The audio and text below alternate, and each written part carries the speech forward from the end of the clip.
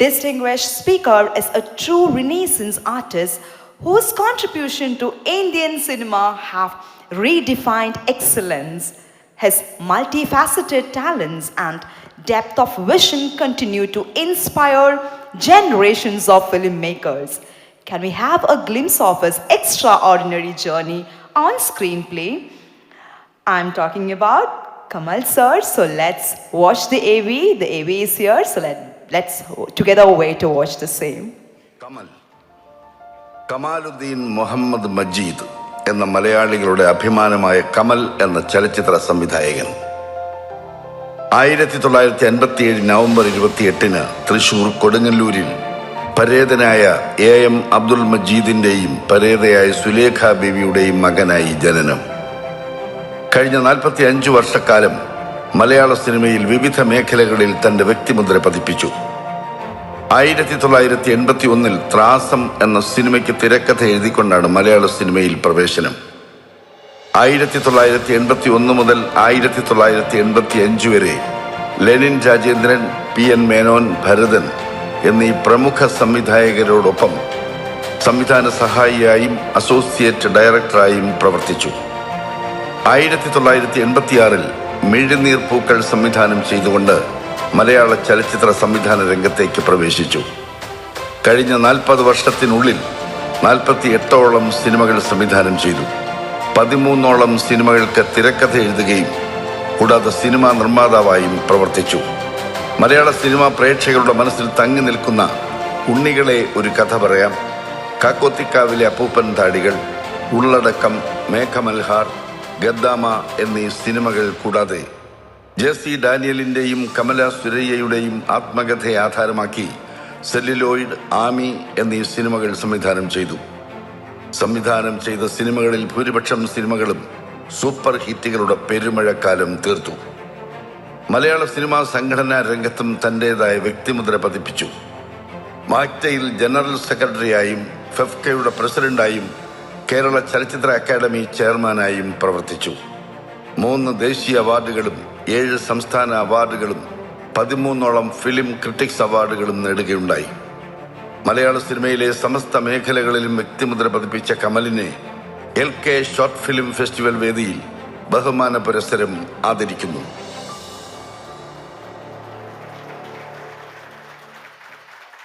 It's my immense privilege, ladies and gentlemen, let's give a huge round of applause in welcoming the legendary Kamal sir onto the stage. So we are waiting to hear from you.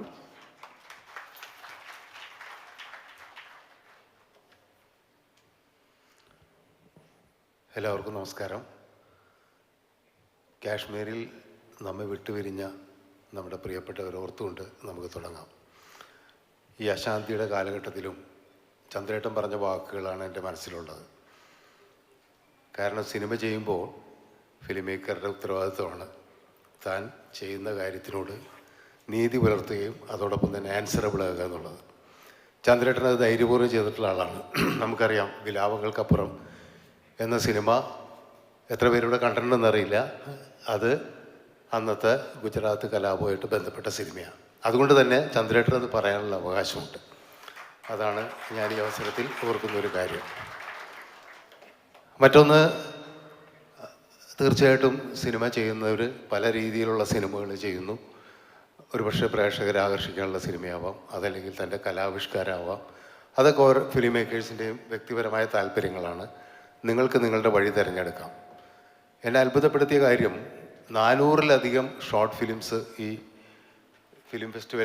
Short film ഫെസ്റ്റിവലിൽ entry വന്നു കഴിഞ്ഞപ്പോൾ ഇത്രയധികം film makers ഉണ്ട്, അല്ലെങ്കിൽ അവർ എൻതൂസിയാസ്റ്റിക്കായിട്ട് ഈ മേഖലയിൽ കടന്നു വരാൻ ആഗ്രഹിക്കുന്നു എന്നുള്ളത് വളരെ അത്ഭുതകരമായ കാര്യമാണ്. കാരണം ഈ മാധ്യമത്തിൻ്റെ അത്രമാത്രം ആകർഷണം തന്നെയാണ് അത് കാണിക്കുന്നത്. അതുകൊണ്ട് തന്നെ ഈ ഷോർട്ട് ഫിലിം ഫെസ്റ്റിവലിൽ പങ്കെടുത്ത എല്ലാവരെയും ഞാൻ അഭിനന്ദിക്കുകയാണ്. ഇതിലെല്ലാവർക്കും പുരസ്കാരങ്ങൾ നേടാൻ കഴിയണമെന്നില്ല. നമുക്കറിയാം, ഇതിൽ നിന്ന് തിരഞ്ഞെടുക്കുക വലിയ ബുദ്ധിമുട്ടുള്ള കാര്യമാണ്. അത് 2 ടയറായിട്ട് അവസാനം ഞങ്ങൾ ഫൈനൽ ജൂറിയിലേക്ക് വന്നു കഴിഞ്ഞപ്പോൾ ഞങ്ങളുടെ മുമ്പിൽ വന്നത് 20 സിനിമകളാണ്.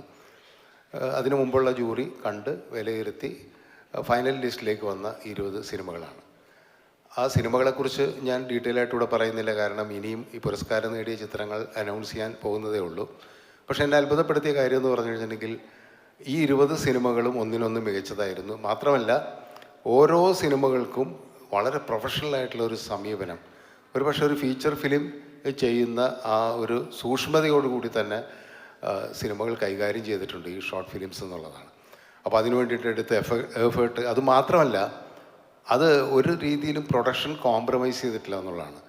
നമ്മൾ ശരിക്കും ഒരു ഫീച്ചർ ഫിലിമിനൊക്കെ എത്രമാത്രം പെർഫെക്റ്റായിട്ട് ചെയ്യാൻ പറ്റുമോ അതുപോലെ സ്പെൻഡ് ചെയ്തിട്ട് പ്രൊഡക്ഷനിൽ ക്വാളിറ്റി ഉള്ള, ടെക്നിക്കലായാലും ശരി എസ്തെറ്റിക്കലി വളരെ ക്വാളിറ്റി ഉള്ള സിനിമകളാണ് ഈ 20 സിനിമകൾ ഞങ്ങൾ കണ്ടത്. അതിൽ നിന്ന് മികച്ച സിനിമയും മികച്ച സംവിധായകനെയും മികച്ച നടനെയും നടിയൊക്കെ തിരഞ്ഞെടുക്കാൻ ശരിക്കും ബുദ്ധിമുട്ടുണ്ടായിരുന്നു. അങ്ങനെ ഒരു അവസരം കിട്ടിയതിൽ എനിക്ക് വലിയ സന്തോഷമുണ്ട്. LK ഫിലിം ഫെസ്റ്റിവലിൻ്റെ എല്ലാ വിജയത്തിനും കൂടെ നിൽക്കാൻ കഴിഞ്ഞതിലും സന്തോഷമുണ്ട്. ശ്രീ രാജേഷിനെ കുറിച്ചുകൂടെ പറയാതിരിക്കാൻ കഴിയില്ല. അദ്ദേഹത്തിൻ്റെ ഇതിനോടുള്ളൊരു ഡെഡിക്കേഷൻ ഞാൻ ഈ 4-5 മാസങ്ങളായിട്ടുള്ള അദ്ദേഹമായിട്ട് അടുത്ത് അസോസിയേറ്റ് ചെയ്യാൻ തുടങ്ങിയിട്ട്. പക്ഷേ അതിനിടയിൽ ഞാൻ കണ്ട കാര്യം തന്നെയാണ്, ഒരു വൺ മാൻ ആർമിയാണ്. എല്ലാ കാര്യത്തിനും അദ്ദേഹം തന്നെയാണ് മുൻപിൽ നിൽക്കുന്നത്. നമ്മുടെയൊക്കെ ഓരോ കാര്യങ്ങളും അന്വേഷിക്കാനൊക്കെ ആയിട്ട് അദ്ദേഹത്തിന് നല്ലൊരു ടീം കൂടെ ഉണ്ടായാലും എല്ലാ കാര്യത്തിലും അദ്ദേഹത്തിൻ്റെ ശ്രദ്ധ സൂക്ഷ്മമായിട്ട് തന്നെ ചെലുത്തുന്നുണ്ട്. അതുകൊണ്ട് തന്നെ അദ്ദേഹത്തിൻ്റെ പരിശ്രമത്തിൻ്റെ വിജയം കൂടിയാണ് ഈ രാത്രി എന്നാണ് ഞാൻ മനസ്സിലാക്കുന്നത്. LK ഷോർട്ട് ഫിലിം ഫെസ്റ്റിവൽ തീർച്ചയായിട്ടും ഇതിൻ്റെ ഫസ്റ്റ് എഡീഷനാണ്. ഇനിയും തുടരും. അതോടൊപ്പം തന്നെ പുതിയ പുതിയ പ്രതിഭകളെ കണ്ടെത്താനൊക്കെ തന്നെ ഈ ഷോർട്ട് ടൈം കോഴ്സുകളൊക്കെ ഉണ്ട്. അതിൽ നിന്നും മികച്ച പ്രതിഭകൾ ഉയർന്നു വരും. നമുക്ക് അദ്ദേഹത്തെയും അദ്ദേഹത്തിൻ്റെ ടീമിനെയും ഒരിക്കൽ കൂടി അഭിനന്ദിക്കാം. ഇവിടെ സിബി മലയിലും അടക്കമുള്ള കടന്നപ്പള്ളി രാമേന്ദ്രൻ സാർ മനോഹരമായിട്ട് പാട്ടുപാടി. നമ്മുടെയൊക്കെ ഫേവറേറ്റ് സോങ്ങാണ്, ജയേട്ടൻ്റെ സോങ്ങാണ് ഇവിടെ പാടിയത്. VK ജോസഫ് ഉണ്ട്. ഒരുപാട് ഇൻ്റർനാഷണൽ ഫിലിം ഫെസ്റ്റിവലിലേക്ക് അദ്ദേഹം ജൂറിയായിട്ടൊക്കെ പങ്കെടുത്തിട്ടുള്ള ആളാണ്. ഞങ്ങൾ ചലച്ചിത്ര അക്കാദമിയിൽ ഒരുമിച്ച് പ്രവർത്തിച്ചാണ്. അപ്പോൾ സിബി മലയിലും ഞാനും തമ്മിൽ 10-40 വർഷത്തെ ഇതേപോലെ ആത്മബന്ധമുണ്ട്. ഞങ്ങൾ ഒരേ പാതയിൽ ഒരേ സമയത്ത് സഞ്ചരിക്കുന്നവരാണ് എല്ലാവരും. എൻ്റെ കൂടെ വർക്ക് ചെയ്ത എല്ലാ ഫിലിം പേഴ്സണാലിറ്റീസിനെയും ഞാൻ ഈ അവസരത്തിൽ ഓർക്കുന്നു. അതുപോലെ തന്നെ മണിപ്പൂരിൽ നിന്ന ഫിലിം മേക്കർ, മണിപ്പൂരിനെ കുറിച്ച് നമുക്ക് ഈ അവസരത്തിൽ ഓർക്കണം. ഇപ്പോഴും അശാന്തമായ ഒരു ഭൂമി, ഇന്ത്യയുടെ ഒരു വേദനയായിട്ട് തന്നെ ഈ മണിപ്പൂർ എന്ന് പറയുന്ന സ്റ്റേറ്റ് നിൽക്കുന്നു. അപ്പോൾ അദ്ദേഹം മണിപ്പൂരിനെ റെപ്രസെൻറ്റ് ചെയ്ത് ഇവിടെ വന്നതിൽ നമുക്ക് മറ്റു രീതിയിൽ സന്തോഷമുണ്ട്. ഒരിക്കൽ കൂടി ഈ പരിപാടിയിൽ പങ്കെടുക്കാൻ കഴിഞ്ഞതിൽ എല്ലാവർക്കും എൻ്റെ നന്ദിയും സ്നേഹം അറിയിച്ചുകൊണ്ട് നിർത്തുന്നു. നമസ്കാരം.